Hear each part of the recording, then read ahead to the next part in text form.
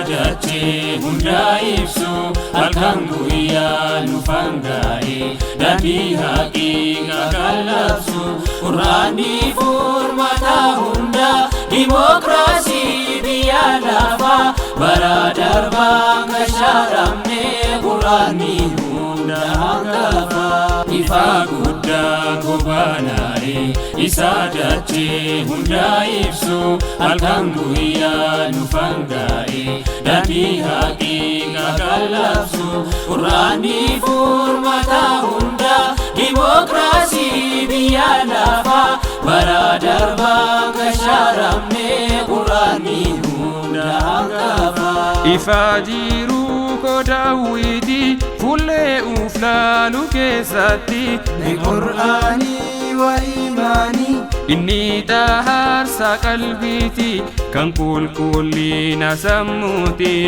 Quraanii wa imaanii jecha gochaan hundaa olii maaltu gitaa Quraanaanii bara darbaaf bara dhufa bara baraan itti fufa hin gufaatu waan tokkooni jiruun teenya nuti isaanii dhokaa jiruu nuuf ibsite galanni keeti yaa Rahmaanii ifa guddaa gobaanaa'e Isaadache hunda ibsu halkan guyyaa nufangaa'e daandii haqiiqa kallabsu Quraanii furmaata hunda Dimokiraasii biyya lafaa bara darbaa kasharamne Quraanii hunda hangafa qoda Rabbiin nu filate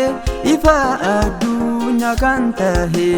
Quraanii wa imaanii Quraana san nu badhaase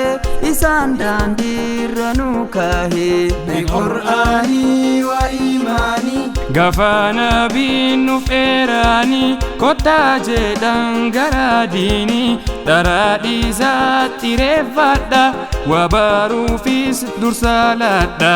Kaayoo guddaan wa baruudha dimbaradhu yaa ikwaanii wal jaalladhaa tokkummaanii kottaa jedhan gara diinii gaaf dukkanni makkaan kaa'ee guyyaa ifaan diinii bahee dharri kuufee barbaadahee diinal islaam dachiifahee بقرآني وإيماني وتكبيرات إخواني أعوذ الكافر الجاني وأحمي منه أوطاني itti fufaa diiniin keenya miidhagaa baaguuta addunyaa bakkaan gahiin hundaan keenya lallabni diin itti fufaa ni hoggannaa biyya kanas bulchaa turan warri kaalee bahra gamaaf gamaasillee hoggansi dur keenya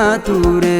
ifa guddaa gobaanaa'e Isaadache hunda ibsu halkan guyyaa nufangaa'e daandii haqiiqa kallabsu Quraanii furmaata hunda Dimokiraasii biyya lafaa bara darbaa kasharamne Quraanii hunda hangafa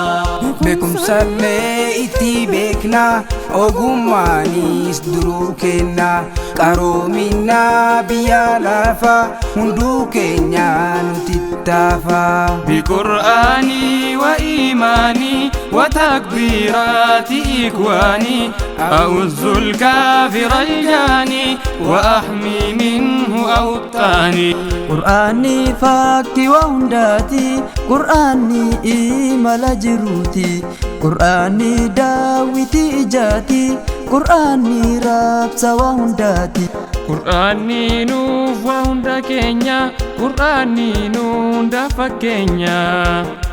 ifa guddaa gobaanaa'e Isaadache hunda ibsu halkan guyyaa nufangaa'e daandii haqiiqa kallabsu Quraanii furmaata hunda Dimokiraasii biyya lafaa bara darbaa kasharamne Quraanii hunda hangafa